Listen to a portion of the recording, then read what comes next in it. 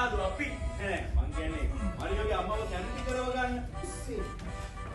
මිනිස්සු තමයි මෙච්චර හෙව්වේ. ඕටි පිටාව දීපන්. Thank you sir.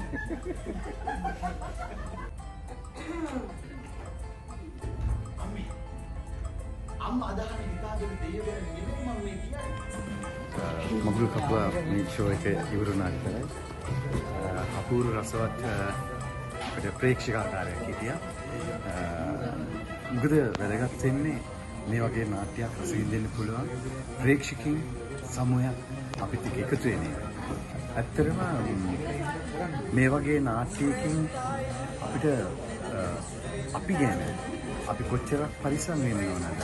අපිට ලැබිච්ච දේවල්, අපි දිනාගත් දේවල් කොච්චර දුරට පරිස්සම් කරගත යුතුද? ඒව උදුර ගන්න කොච්චර අය මාන බලනවද?